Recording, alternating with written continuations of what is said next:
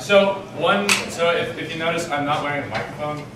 We're doing this very, in the nature of hackers, we're really hacking this thing together. So we're using a directed microphone. So if you guys could make an added effort to try not say things out of turn, that would be much appreciated. This is sort of an important thing to get recorded because basically this is going to be documentation of how we've done elections in the past for coming administrative panels. So I think it's pretty important that we get this at least somewhat documented. So for those of you that have been paying attention to your emails, I will be giving a presentation about DNS cache poisoning here, and then at the end we are going to nominate basically the nominees for the next administrative panel for academic year 2013 to 2014. And also, those of you that have been paying attention to your emails probably noticed I said something about the NSA finding us, which is pretty darn cool. I got an email today, this morning, basically saying that the NSA is coming to Georgia Tech and they want to meet with Gray Hat members. So there is a luncheon. Huh? Are you sure it's not just women? So the title of the email says that, but if you look at the body of the email that was sent out from the dean in the College of Computing, it had no mention. So that's a good point, though. Let me clarify and get back to you. But it was, you can tell that it was directed to. It seemed like it was directed to a larger audience. But again, the subject did say the diversity stuff. So before all the guys get excited, let me go ahead and clarify that. But even if not, there's going to be the NSA on campus. Even if it's not for both sexes, you might want to just send an email to the person that's on campus and say, "Hey, I'm from Gray Hat. I want to meet you as well." Because the NSA is a pretty cool organization if you like governmental work. So that being said, I'm going to go ahead and dive right in. And so what we're going to be talking about today is DNS cache poisoning. So by a show of hands, who knows what DNS is? Fantastic. And what about DNS cache poisoning? Who knows what that is? Fantastic. That's a good ratio. Okay. So even though you guys already know this, we're going to go over what DNS is real quick. And as per Wikipedia, I'm just going to read this off, the domain name system is a hierarchical distributed naming system for computers, services, or any resource connected to the internet or a private network. It translates domain names meaningful for users to the numerical IP addresses needed for the purpose of locating computer services and devices worldwide. By providing a worldwide distributed keyword-based redirection service, the domain name system is an essential component of the functionality of the internet. Now, there's a lot of words in there that should strike you. One being essential, one being hierarchical, and the rest of it just saying, you know, this is how we map domain names to IP addresses.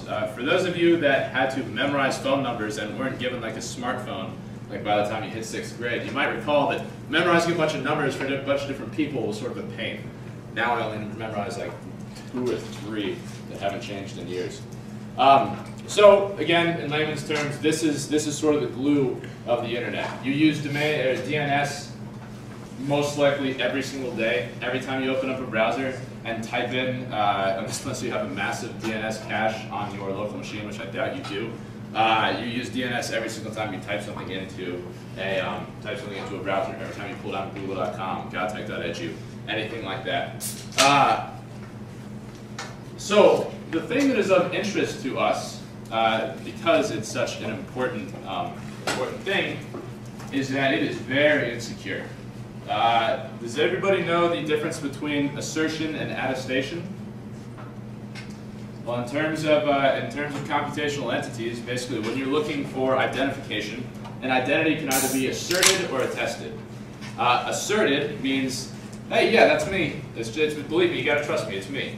Okay, and attested means that I prove to you that it's me. So basically, cryptographic authentication is one method of attestation because you know it's mathematically secure, sort of handshake to prove that the person on the other end is who they say they are, the machine on the other end is who they say they are. DNS does not do this. Basically, DNS says, if you say you're the person I'm supposed to be talking to, then I'm going to go ahead and take that at face value. I'm going to believe that. Now, the fact that it's essential for the internet and is completely insecure should be raising some red flags in your minds right now. So let's take a look at how DNS works real quick. I'm just going to work on this since it's so close.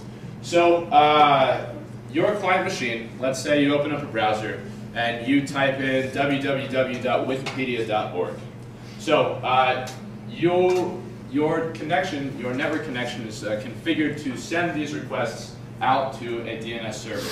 Most often, unless you manually set these to Google DNS, which is pretty common, especially in the college of computing, it's likely going to go to a name server that is provided by your ISP.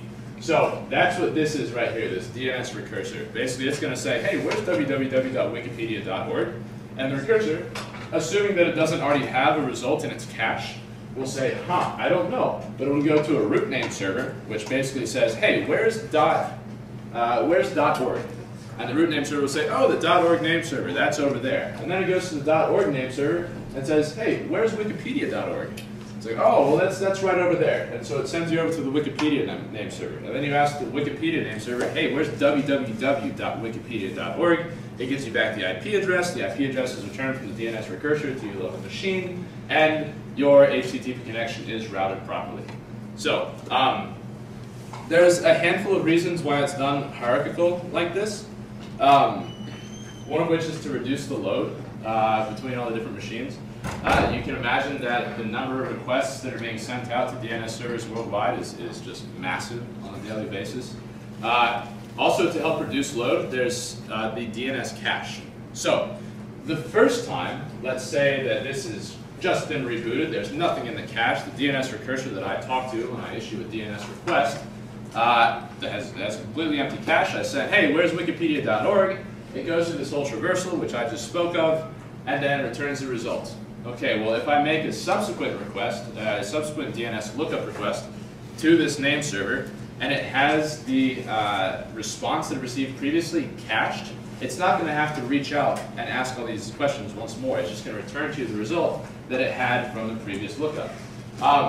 One thing to note is that DNS responses, when they come back with a field called a time to live field, and that's basically how long you should keep this result in your cache. So it basically says www.wikipedia.org is this IP address, cache this result for 10 minutes, so for the next 10 minutes it doesn't have to make any additional lookups with wikipedia.org. In the off chance that wikipedia.org moves IP addresses in that 10 minutes, people might be routed incorrectly, but then after that 10 minutes expires, it's dropped from the cache, and then you have to go through this whole hierarchical lookup once more. So, I probably should have kept it on this slide while I was talking about that, because that's pretty much what this slide says, just saying why the DNS cache exists, why it's used, and all that good stuff. So, cache poisoning. Somewhat intuitive in terms of what cache poisoning actually is. The idea is that you want to get an IP address of your choosing into a name server's cache. Because that means that subsequent requests for the time, or for the duration of time that you set your request in time to live, will be resolved to the IP address of your choosing. When you're trying to get a deeper foothold into a network, generally speaking, you're going to want to make a machine come talk to you. If you can basically get a machine from in a network that you don't have access to talk to a machine that you control outside of the network, that gives you an advantage. That there's lots of ways that can be exploited, because typically firewall rules are far more stringent from inbound traffic than they are from outbound. What are some things we can do if we poison a cache? You can phish. Alex. Make them download malware. You can make them download malware. Anybody else? Well, back in the olden days, you could brute force the NOS and use DNS servers to communicate with each other. Basically anything you want if you get them to connect to your server. One of the things that I was thinking about the other day, that would be a really devious thing that you could do with this is, okay, so what if you get all traffic? So there's different ways. You can actually poison a cache, or you can forge responses, which I'm going to show how to forge responses. But if I can forge a response for any domain that is being looked up from a target machine, then I can man in the middle all of the traffic, I can put them through my own proxy, and anytime they request a PDF, I can pull the PDF down, put malware in it, and then feed it to them, and they'll have no idea. Oh, that lag. Huh? It'll be slow. It'll be slow as hell, but chances are if they get the file, you know, the people that you're targeting probably will think, oh, my network's so slow, not, oh my gosh, this PDF has malware in it now.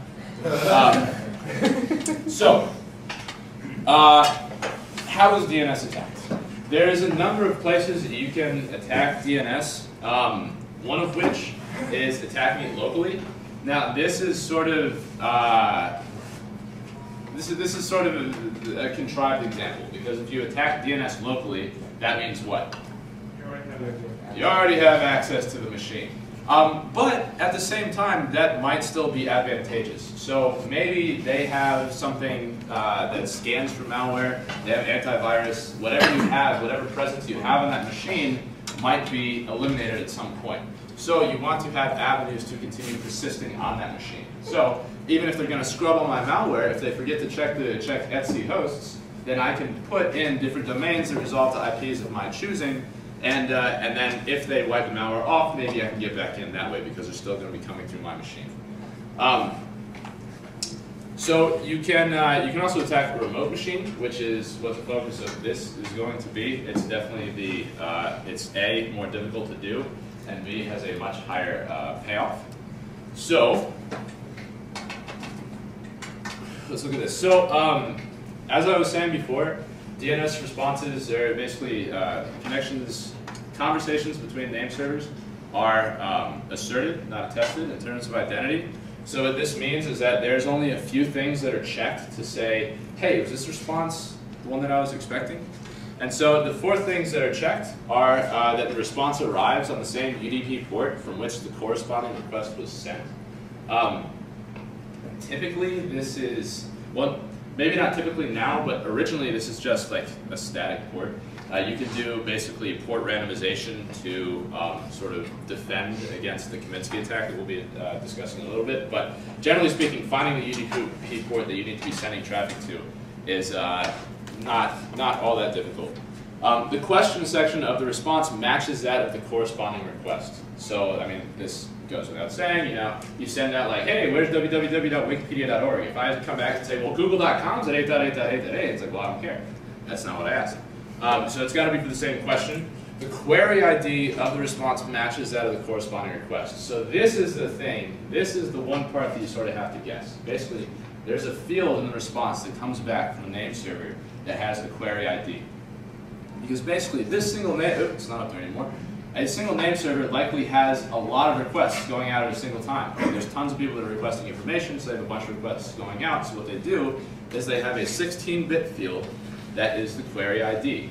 And any response that comes back has to have the same query ID as the request that was sent out for it to be considered valid. However, 2 to the 16 is not all that large.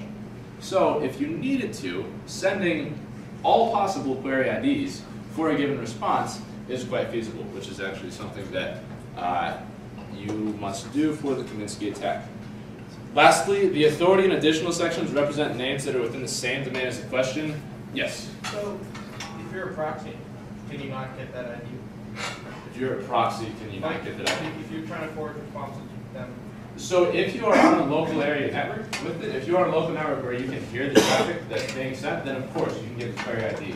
But as we will see, to really get a payoff with DNS cache poisoning, you hit a name server that you are not on a local network with. So yes, of course, if you see the traffic go by, you see the query ID, you use that in response, no problem. We're about to see that basically what I'm going to demonstrate is the easier form of DNS cache poisoning, where you're on a local network that you can sniff traffic. The Kaminsky attack, I don't have the software with me to do it properly right now, but I have some links in here. There was a grant that was made to create this basically structure of labs where you can learn sort of offensive security techniques. And it's called SEED, S-E-E-D. And I'll have the link up here in a second, but basically they have a whole lab that goes through all of what I'm about to show. And if you take the graduate level network security course, you'll likely know this yourself. So it actually tells you exactly how to construct and use a Kaminsky attack, and it gives you ISOs to use for the VMs.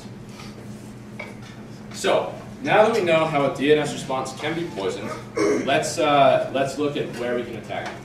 So as we said previously, a DNS can be attacked locally. So to sort of give you an idea, like this, you're right behind the guy. So let's take a look here. So I have currently three VMs up and running. I have one that is running the bind9 name server. I have one that is just a user machine that's going to be my target that I want to attack. And then I have a backtrack instance. Of course, I'm going to be attacked from the backtrack instance. So let's see what IP address I have here. This is going to be the user machine that I have up currently. As you can see, it's 192.168.56.104. And let's see.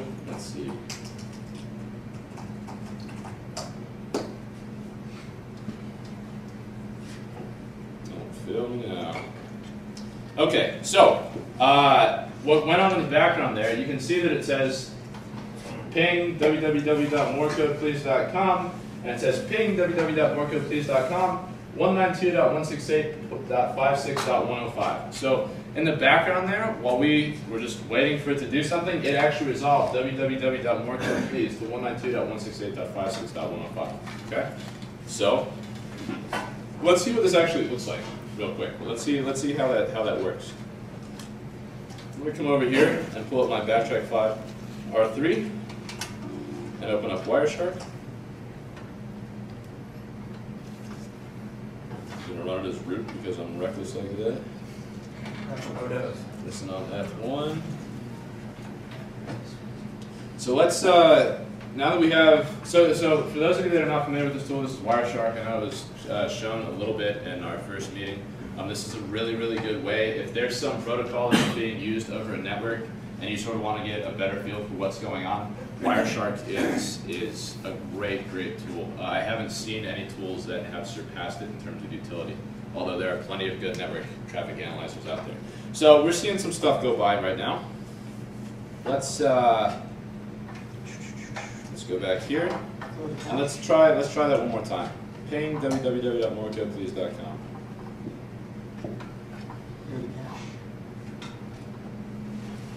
I don't believe ping goes into a cache. Yeah. Okay, so it was resolved, so I'll go ahead and stop it. Let's come back over here and stop this. Okay. So we've got DNS. What is this? Started farther up. Started farther up? There we go. Good call. So, as we can see here, this first one says standard query OX1254 www.morecodeplease.com, and this says standard query response 192.168.56.105. So that's basically the machine that I just ran ping from sent out a DNS query to the one that I'm running the name server on, and the name server said, oh, you're looking for more www.morecodeplease.com? Here's the IP address, and that's 192.168.56.105. So just to see what's in here, just to give an idea of what you can do with Wireshark, let's pull up what's down here. So these are the different components of the UDP packet that DNS uses. So we have, and for those of you that haven't used Wireshark before, this is a really great tool. So let's go into the let's go into the domain name system portion of it. So we can actually scroll through here and look at all the different components of the domain name system. So we have the transaction ID. And what you'll notice is when you click on something here, when I click on transaction ID, it highlights this right here. This is actually showing you, as you pick different parts of what's been translated from the packet, where that exists in the data, in the packet stream. So the transaction ID is at this offset, it's 1254 in hex. We can look at the flags. We'll see what this is. So all these different flags basically represent different details about what this DNS query is asking. The first flag is 0 if it's a response, or 0 if it's a request, 1 if it's a response. No, 0 if it's a response. Wait. 0 if it's a request. There we go. 0 if it's a request, 1 if it's a response. The rest of these The link that I'll be putting up later, it goes into details of what every single one of these fields means. But we'll keep going.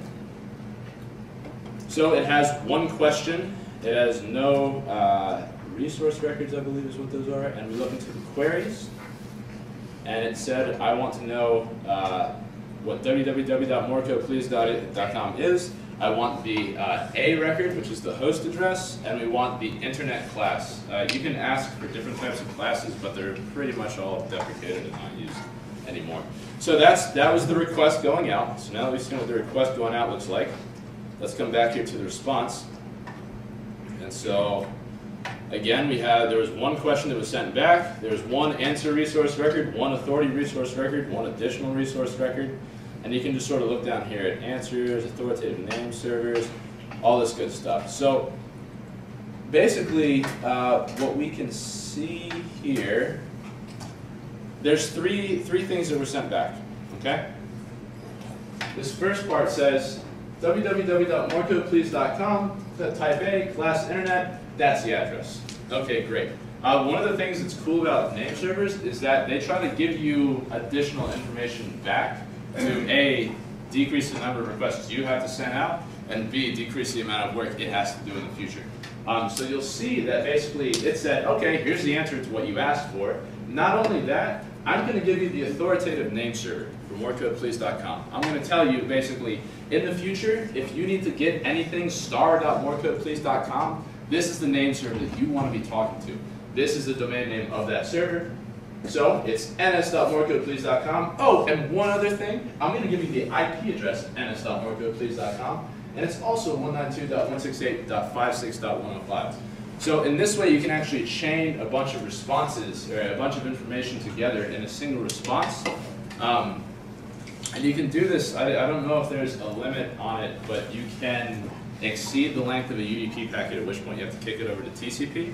But anyway, so does everybody feel like they have a bit of a grasp on what happened in terms of the network transaction with the DNS lookup? Yeah? Awesome. So let's see what this looks like then.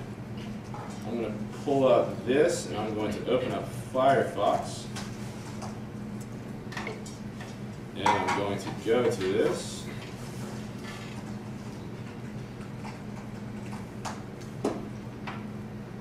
Any luck, the demonstration gods will be with me. I'm in the safe zone. Fantastic. So I just got routed to the server that I intended to talk to. Let's switch it up a little bit. I'm going to close this. I'm going to come back over to my backtrack instance. Now, again, doing this mandates that you have access to the machine. So this is, again, sort of a contrived example, but the point is still there. So I'm going to SSH into that machine that I was just on. I believe it's .104.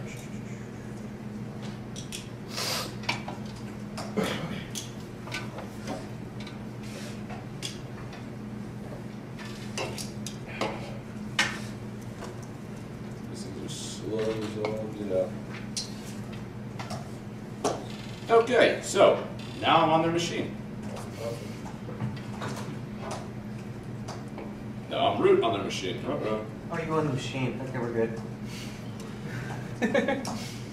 Okay, so this is the hosts file. The image that comes with the whole seed program, this is what I'm currently on. So it already has some stuff in there, and there are 4 seed labs. And you can see that a bunch of them are being routed back to localhost. So I am going to, instead of, I think it's 102, let's see.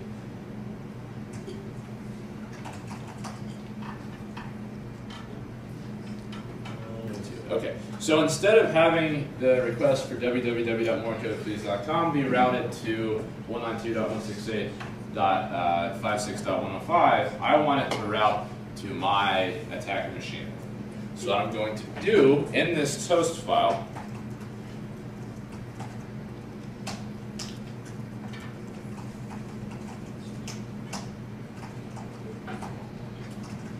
simple as that. Did everybody see that? I'll open that up again. I just added that. So basically the hosts file is consulted first before issuing a DNS lookup. So this should have infected, or well, poisoned the DNS lookups for this machine. So let's test that, because basically there's two tools that you can sort of test whether or not the host file has been poisoned. Ping will use the host file. NS lookup will not use the host file. So if they return two different IPs, that might be an indicator that that you need to look it up. So let's do NS lookup on www.morecodeplease.com. All right, so that one says, oh, it's still 192.168.56.105. Fantastic. Let's try pinging it. Oh, that's not 105, is it? That's 102. Okay, so why don't we test it out? See if Firefox works.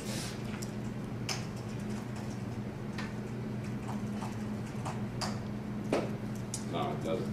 It has a cache. Does anybody know how to clear the cache in this? Shift alt delete. Shift alt delete. I think. It's probably under project. It might be control. Yes. There we go. Everything. Okay.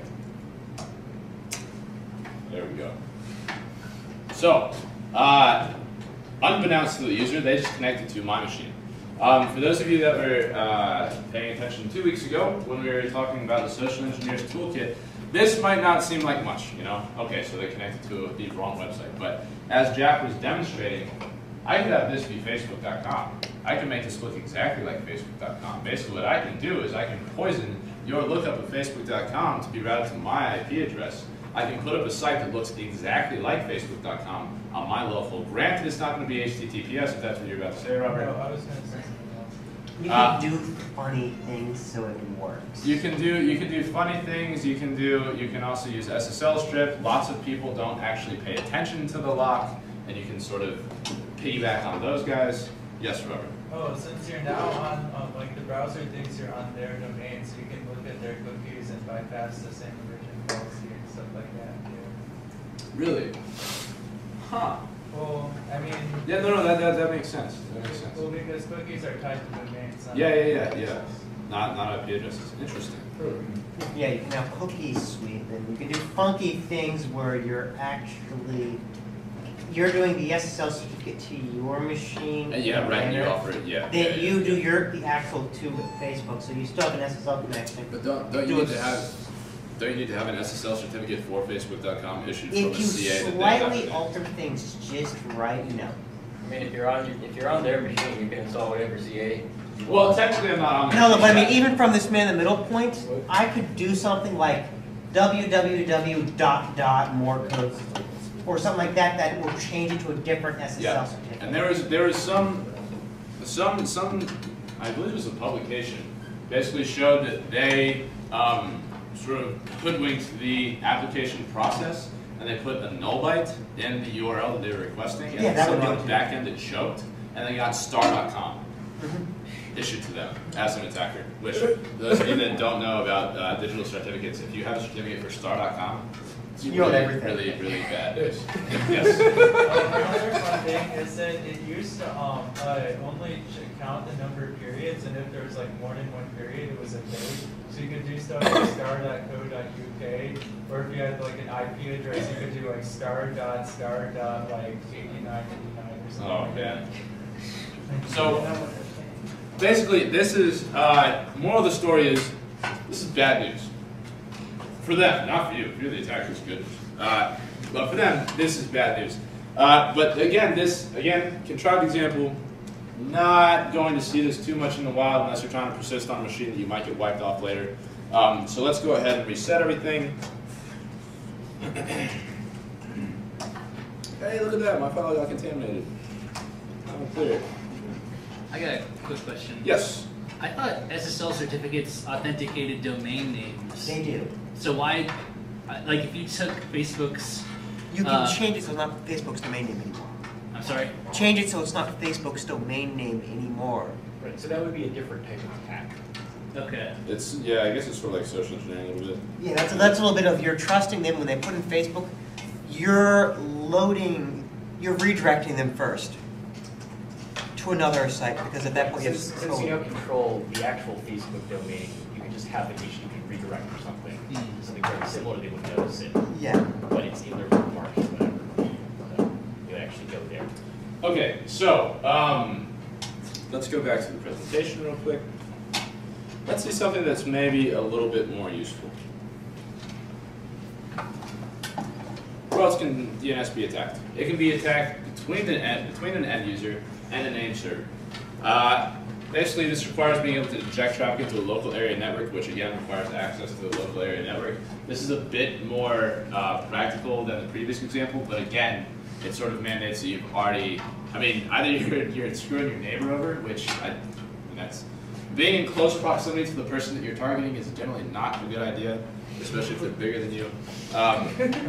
And so this usually mandates that you already have infected the network at some point, but this is still very practical. I mean, if you want to have additional presence on a network, this is very practical. So, as a little infographic, if this is the user and that's the name server, this is the attacker on the local area network. So, does anybody have any idea of what condition we're exploiting in order to do this? If we're able to listen to the local area network and we're able to inject packets back, what does that mean we have to do? Man in the middle. Not quite man in the middle. ARP spoof? Huh? ARP spoof? No ARP spoofing. It's sort of like a theoretical thing that I'm looking for. Basically, we have to get our packets back to this guy before that guy does. So what is that? Race condition. That's right. So basically, what happens here is the request is going to go out, it's going to hit the server, and then the server is going to respond back. But the idea is, when the request comes out, we respond much faster. We say, hey, no, that's us, so we got it, no problem. And then, because there is not an outstanding request with that query ID, the valid response is just dropped. Okay? So, there's a really awesome suite of tools, and this is the only tool in it that I know how to use at this point, but it's tool 105. I have like 150 on NetWalks, and then there's the GUI application for it called NetWag. So let's, with any luck, let's see if I can't do this. So let's pull this up. This is the machine that I am running my name server on. I have this command here, this tc qdist, blah blah blah blah blah. Basically, because these are all on a host-only adapter, it's very finicky to try and get in the way of the response and get back faster. It happens like every once in a while. It's just sort of random which response gets back faster. So what you can do when if you want to do this lab is basically you can introduce artificial latency into the network connection using this command. So no responses are going to be issued from this machine within 50 milliseconds. So, and 50 milliseconds is more than enough to do something like this. Let's make sure that the name server is up and running. Name server is up and running. Let's come back over here now. So, this is the command right here. You might not be able to see it that well, but basically I'm going to take a shot at actually doing this from the GUI. This is called NetWag. As you can see, there's a ton of things you can do here. These are all the different things that it comes packaged with. 105 is send and sniff DNS answers, or sniff and send DNS answers. So we're going to double click on that. Now we're going to fill this out. I want to spoof morcoplease.com. I want to send them to 102. I'm going to do that. I'm going to specify the interface that I want to do this on. I'm going to give it a time to live of 600.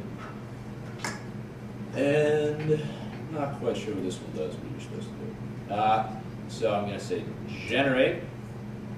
Okay, and then I'm going to say run it. Okay, so now what this is doing is it's listening on the device F1, and it's listening for DNS queries to come out from any machine and it's looking for people that are machines that are trying to resolve www.morecodeplease.com. And anybody that's trying to resolve it, it's going to send a response back with the IP address that I gave it. So to see what this looks like, I'm going to start this up again. Start Wireshark up once more. Start. Is it already running? No, it starts on this side. Yeah, you need to restart it. Capture interfaces. Start. Oh, right. Huh. Of course. Continue without saving. Okay, so everybody keep your fingers crossed because this is where things get You finicky. may have to purge your DNS cache. So I'm not poisoning the DNS cache of the name server yet. No, but on your home machine, you may Sure. have to purge it. Okay, so let's try Ping. Ping usually works better than Firefox. Let's try this.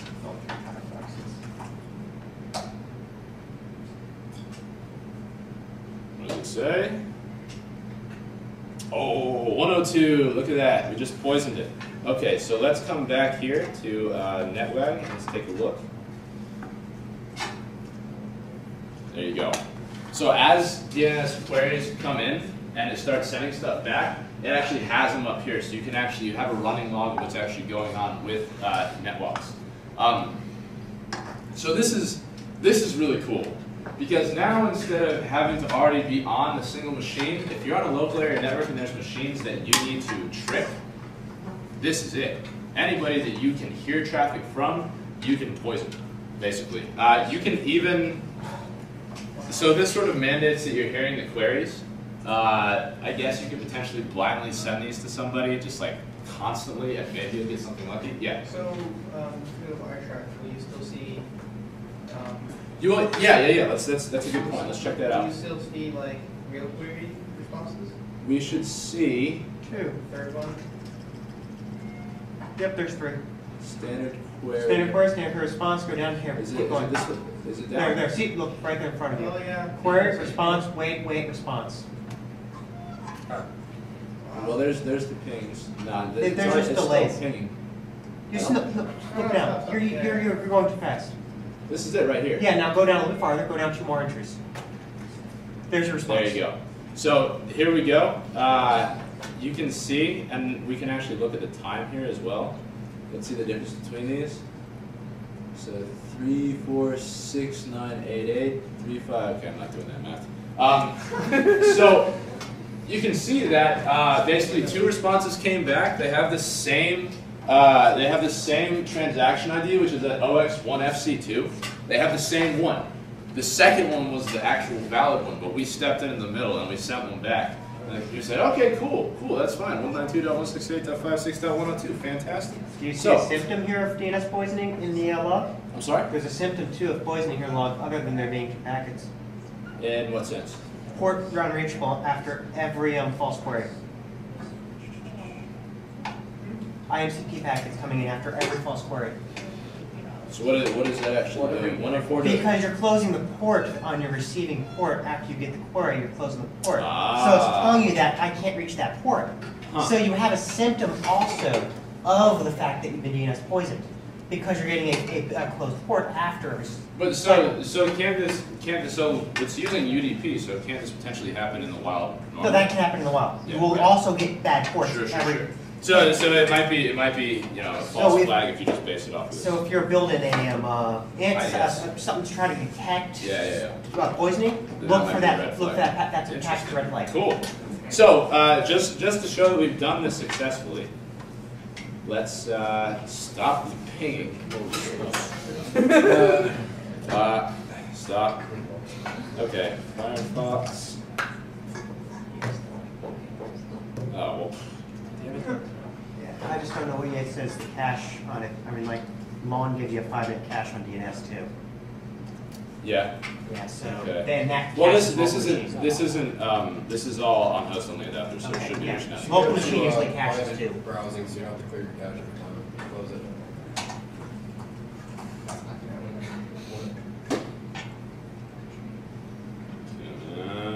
Yep, there we go. So, we have effectively hopped on the network, and we have poisoned DNS responses to our target machine. Netwalks is really cool. You can specify a range of IP addresses that you're looking for. You can specify like wildcards in the domain. It's a really, really cool tool. I highly recommend taking a look at it. But again, this is not ideal. It's not ideal. It requires us being on a local area network, and it requires us to basically have this application up and running the whole time. What's a better place to get these results? The title of this is DNS. Cache, in the cache. We want to get it in the cache. Because basically, if we can convince the name server that this is the right detail, then it's going to be cached. And it's going to stay there for a while. We can just turn off our application because every subsequent query for the duration of time to live that we set. So we can say, hey, hold on to this for a week if we want to. Granted, administrators can set maximum TTLs on packets that come in, but as you may know, administrators aren't always the best at their jobs. So they might not have an upper bound on the time to live that you can send it back. So I can just say, oh yeah, that's the IP address, hold on to it for a week, and every subsequent query that goes to that name server for that domain is going to return your poisoned IP address, then the IP address that you poisoned it with, and no more work for you.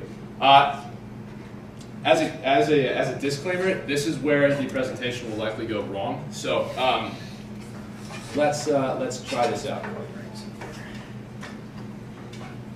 I'm sorry? It's been going right so far. Oh, thank you. Let's see. Let's come back to netwag, and we will interrupt. Okay, so one of the things that you can specify with netwag is you can specify a host that you want to be targeting. It's a little finicky, especially if you get the VMs or if you get the ISOs from the site that I said. If you want to do this, I highly recommend doing it in VMware Player. VirtualBox, there's a lot of overhead that you have to do in terms of setting up the network and getting it all set up correctly before everything works. VMware Player, you just pop 3 of them up and they're ready to go.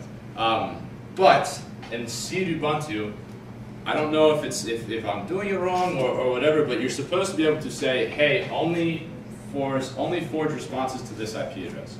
So what we want to do, because we're also on the local area network with the name server that the user is talking to, instead of, I have a slide for it.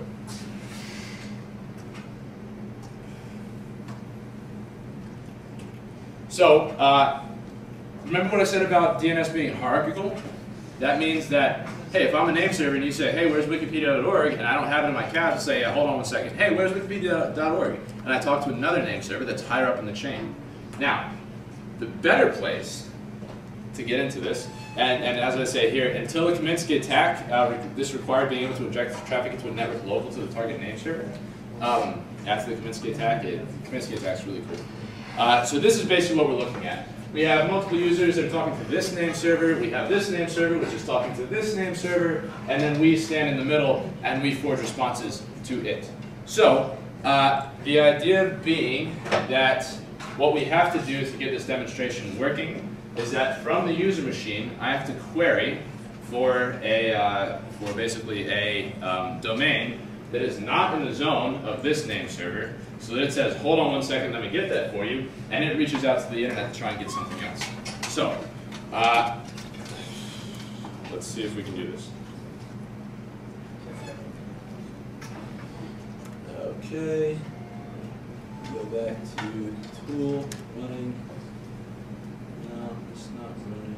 Tool, exits, we'll just start over. All right. Open up netwag, go down to 105. Sniff and send DNS answers, and let's see if we can't get Google this time.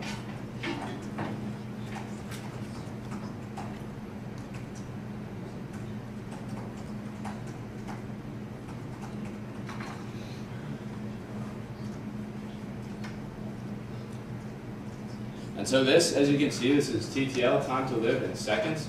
I want this to live for a while. For now, I'm going to say 10 minutes. And raw. And so there's this filter And there's a syntax for this. It's not very well documented. You can look at the man pages for NetWalks tool 105, but still it's not really well documented. You sort of have to trial and error. So source host 0.56 point. What is the, okay, so let me see what the IP address of my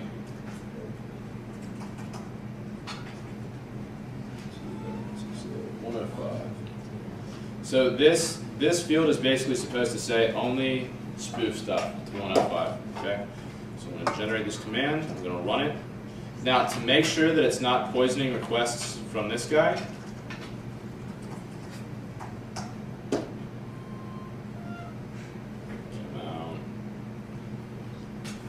okay, so google.com came up, no problem, right? So let's see. So what I need to do now is clear the cache on this guy. I'm going to come back over here.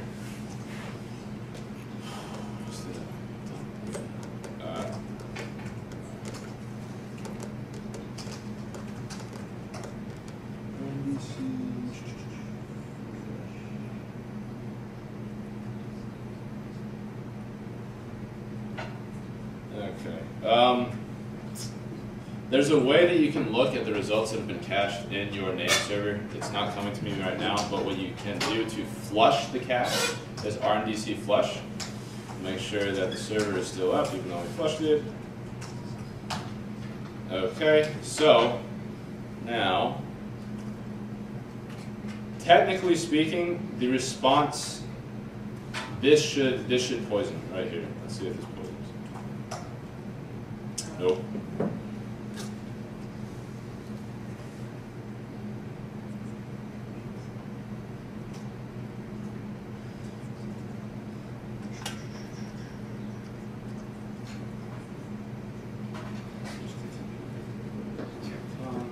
Let's take a look at Wireshark and see if it actually sent the packets out correctly.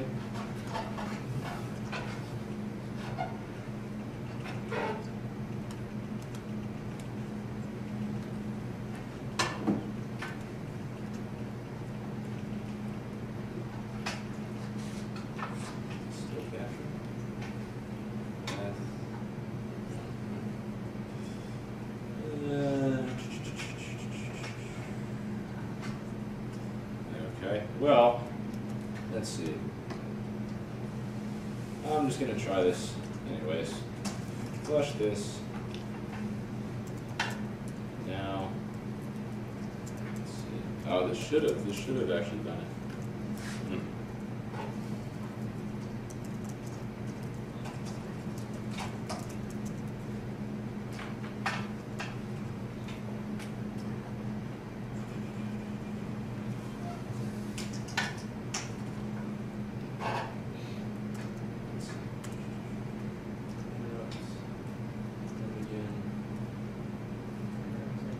Damn it.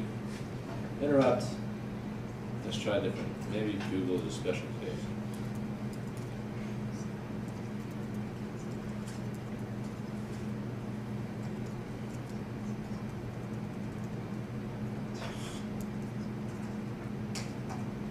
So basically, NetWalks is the GUI for this. And then, NetWalks is the command line tool, and then NetWag is the GUI that's built around it.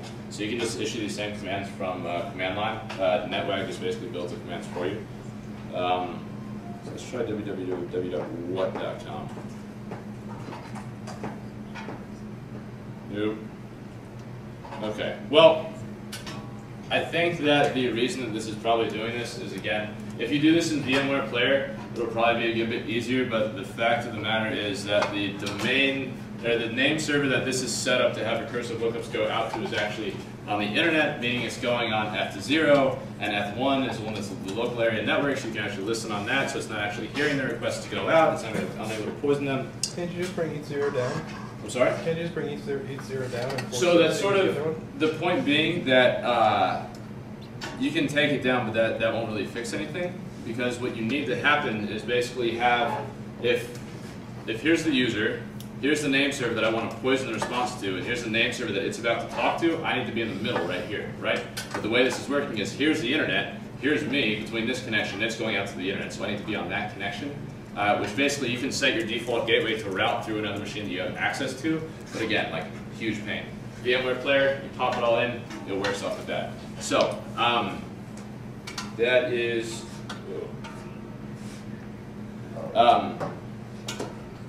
that's, if you want to do this on your own, let me see, I have the thing here.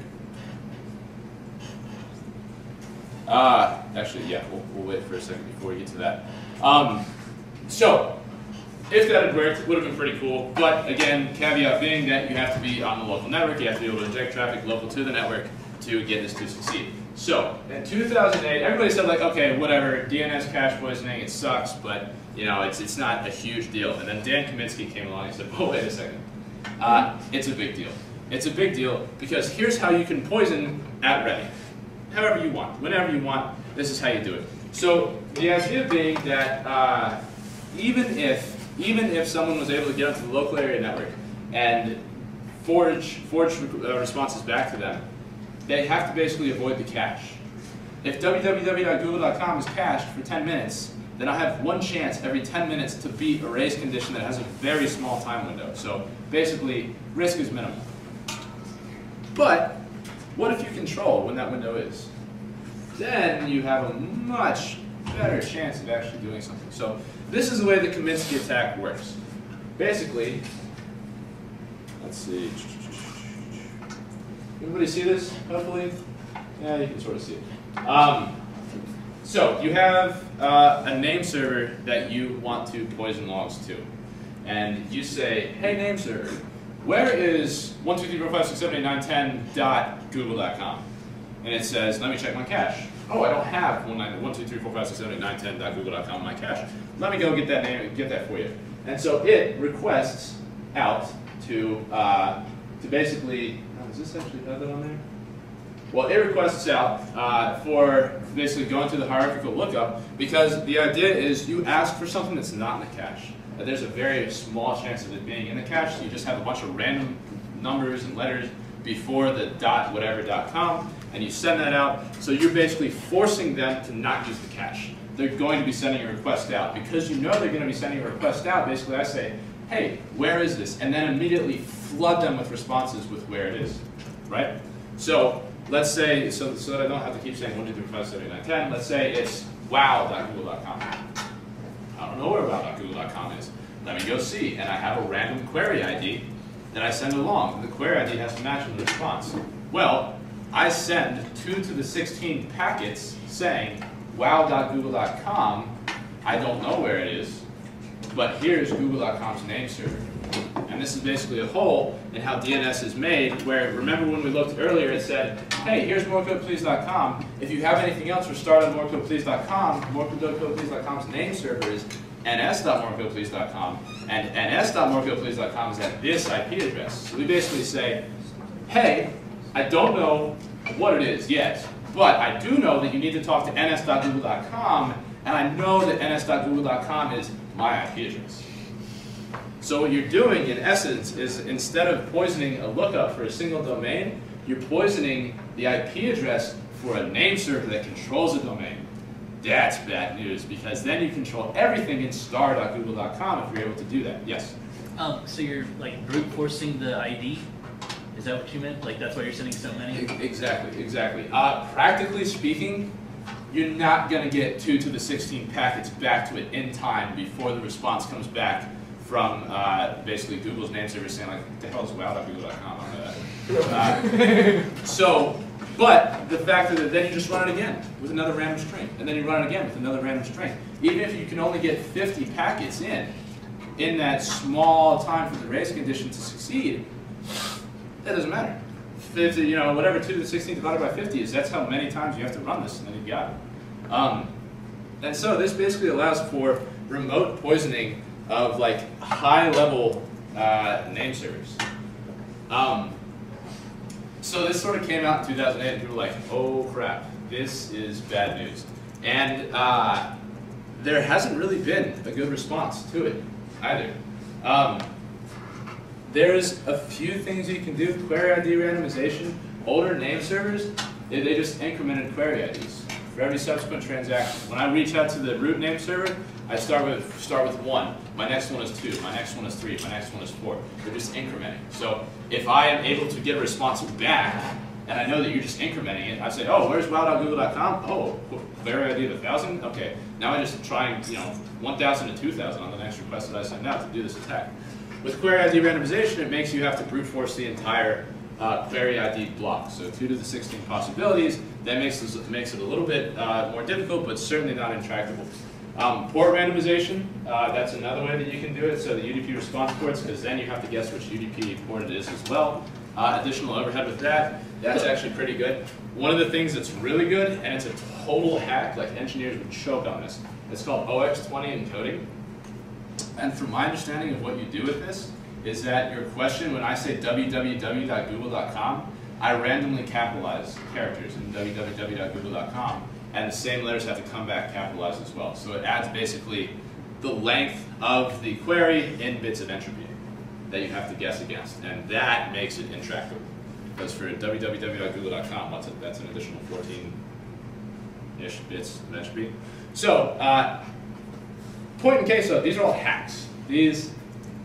You're calculating for me? These are all hacks. These are not like, this is not something that, 12, fantastic. So you go from effectively 2 to the 16 to 2 to the 28, which is much larger. So, DNS sec. This is the IETF response to, hey, DNS, it's really insecure. We need to secure it. It's fundamental to the internet. How do we do this? Well, we use DNS sec. And basically what this does is that it signs different zones, so it uses asymmetric cryptography to sign the responses that come back from DNS servers. What do we know about asymmetric cryptography? Well, overhead. Tons and tons of overhead. It's not exactly the most efficient thing in the world.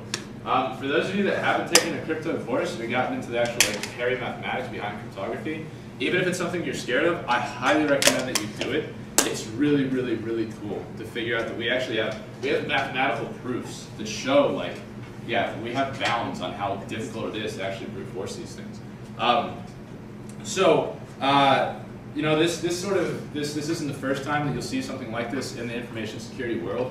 A lot of times people are like, well, we need attestation. It's like, well, just crypto it. Well, okay, cryptoing something that has trillions of queries a day is not necessarily possible with the speed of hardware that we currently have. DNSSEC has been out as a standard for a while now. It is not widely implemented. I believe the root name servers are signed, and I think the com.com zone is signed.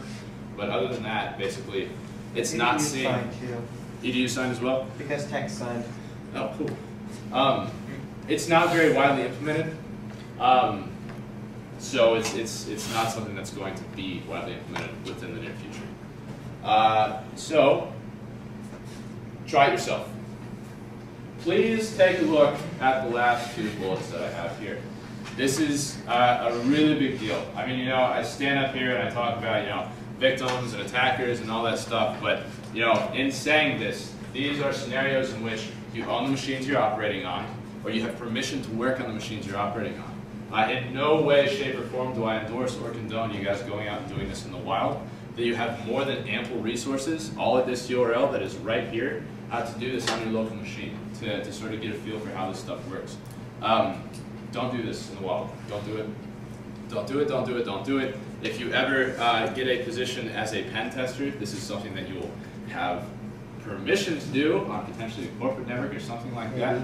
I'm sorry? Maybe. Maybe. As long as it doesn't interrupt the client experience. As long as it doesn't interrupt the client experience. The entirety, everything that I just showed you, is pulled from a lab that is up at this URL right here. You can get the ISOs, you can get instructions on how to do it, and you can have at it if it's something that you want to try. And that is about it for DNS cache poisoning. So, that's it. Good. Hope everybody is good. Okay. Now, one of the reasons I am so rushed is we have one other matter of business to take care of today. Elections. We're not doing the actual elections this week. We will be doing the voting next week.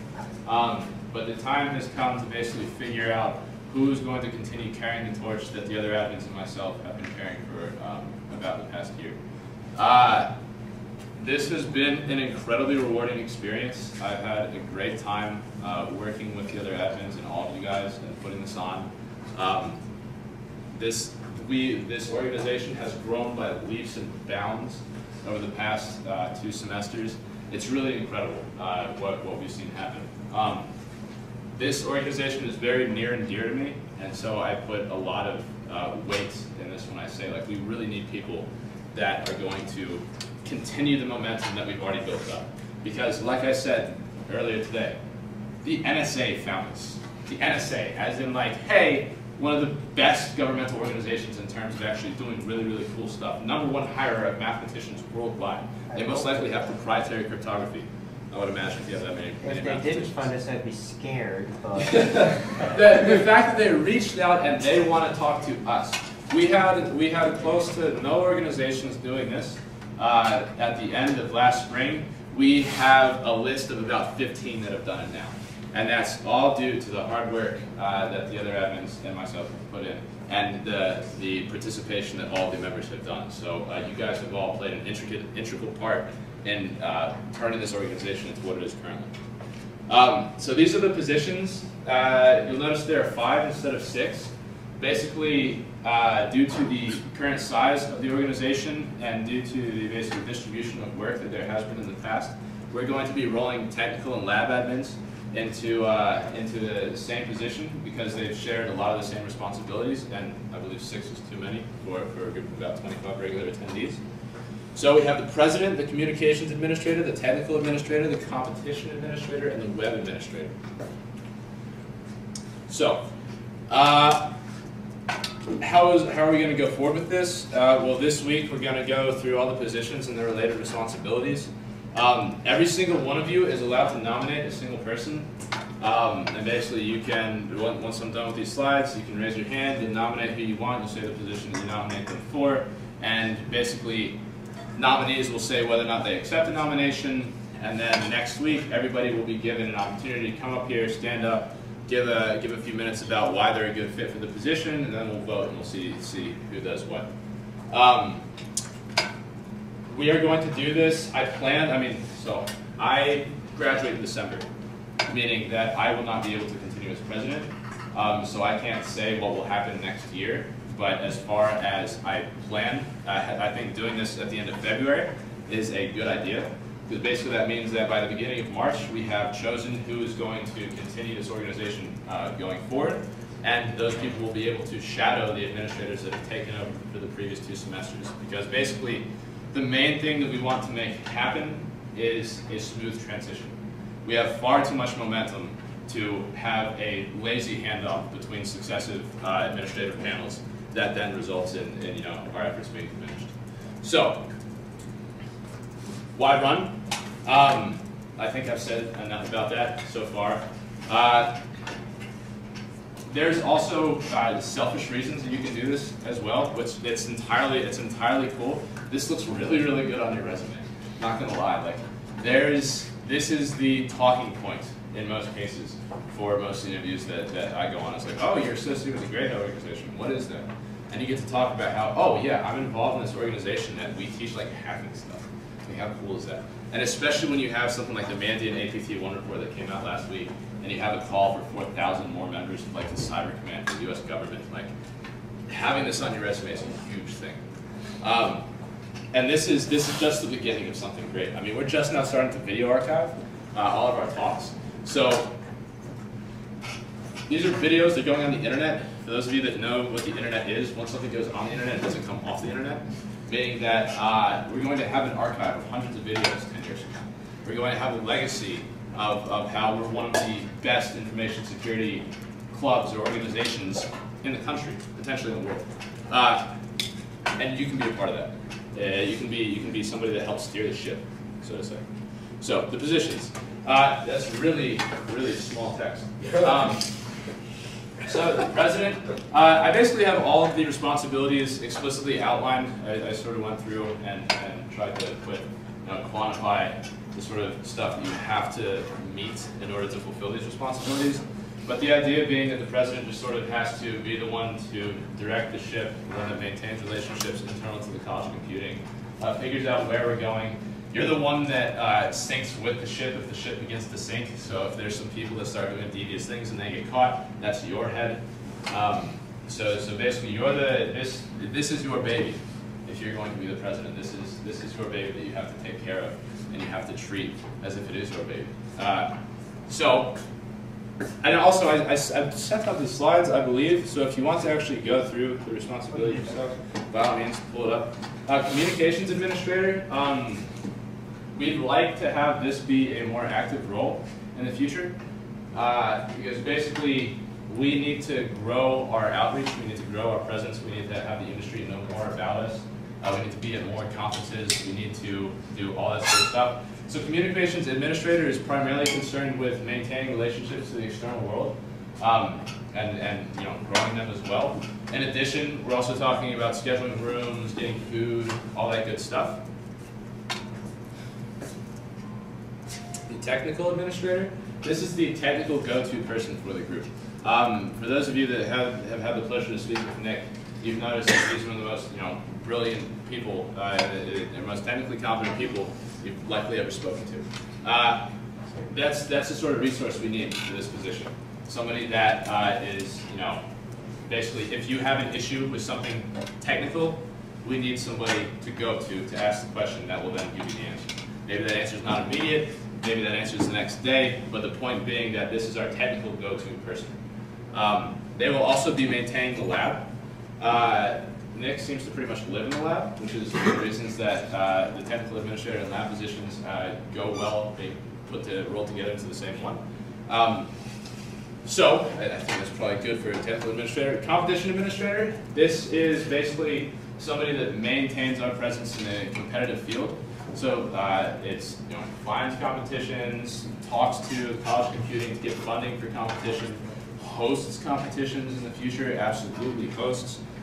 Basically has training exercises to prepare us for competitions, just anything having to do with us competing in hacking competitions and lockpicking competitions, anything like that. That is the sole responsibility of this individual. And then the web administrator, basically this is the person that maintains the website, maintains the forums. Forums have not been all that used as of late. We got the Wikipedia page, we have the mailing list. Basically, this person is dealing with all stuff online, and so that also deals with member enrollment. So, are there any questions about any of the positions? No. Fantastic. So, now is the time. We have about 15 minutes. I don't expect this to take that 15 minutes, but we'll go ahead and go to nominations. Let me pull up.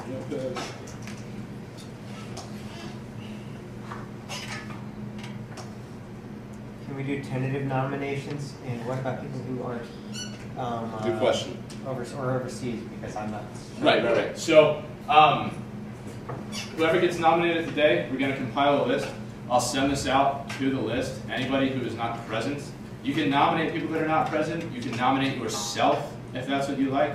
The idea being that some people need a push in the direction. Being like I'm sure a lot of people here would make really good administrators, but they might not have the confidence to nominate themselves. Well, this is the opportunity for somebody else to say, I think you do damn well in this position. So I think Kenan is probably one of the... Okay, that was exactly what I was Yeah, Kenan has expressed interest in being an administrator for the organization, so I intend to get him on this list as well. But we will, so this is not the end of nominations. If you change your mind, you want to nominate somebody else within the next week before we do elections on Tuesday, then great. We can take that offline now. So let's see.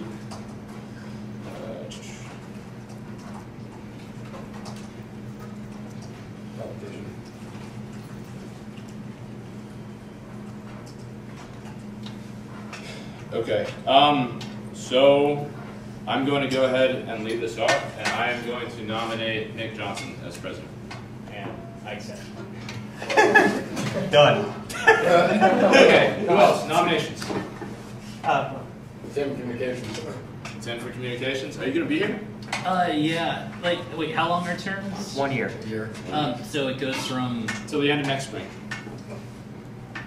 And that's the recording position, right? Or, So that's basically like you're the one to talk to external organizations to put people on this. Basically, maintain communications with external organizations.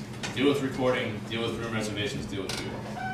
You don't have to say whether or not you accept the nomination at this point. Basically, on Tuesday, that can be. I mean, if you want some time to think about it, by all means, take some time. yeah, I want some time to think about it. Okay. And candidate competition. Jennifer, vote. Yeah, communications, I think.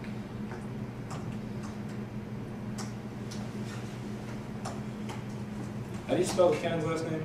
B-I-C-K. Yeah. What? T-I-C-K. Okay. Okay. It's K-E-N-N-O-N. K-N-N-O-N? Yeah. Okay. I'm not sure if he's still interested, but as of last December, he was. I'd like to nominate Jake Miller for technical. All right. I accept the nomination.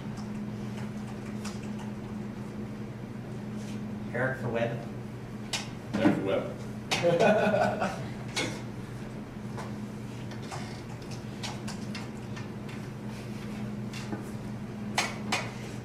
So you can nominate yourself for other positions as well if you want. Can I nominate myself in communication? Sure. Sure. Sorry, I don't know what's going on here. No one talks to me. Anybody else? Anybody else want to run?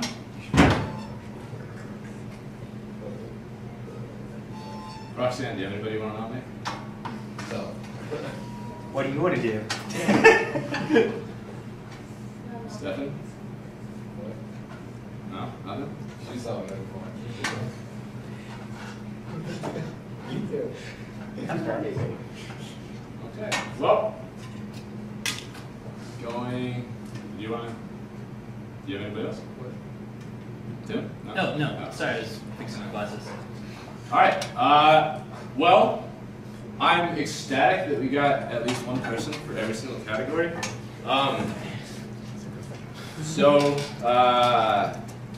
There are basically certain of these positions are crucial to the continuation of this organization, or at least some are more than others. For instance, having a president is certainly more important than having somebody to maintain the website.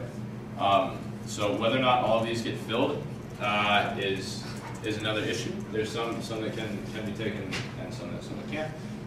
But thank you for your nominations. For those of you that were nominated, please consider whether or not this is something you want to do in the given role. If it is something that you want to do, just think that next Tuesday, before we have Rob's talk, just come up here, give a few words about why you think that this is a good fit for you, and we'll roll from there.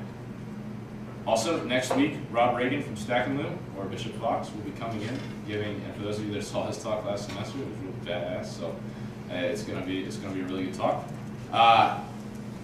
Other than that, if anything changes with that, I will let you guys know ahead of time. But other than that, let's plan on figuring out who's going to be on the next administrative panel next week.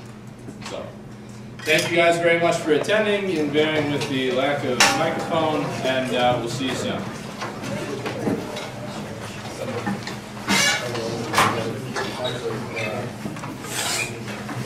Do you have any of the audio? Yeah, it's right there.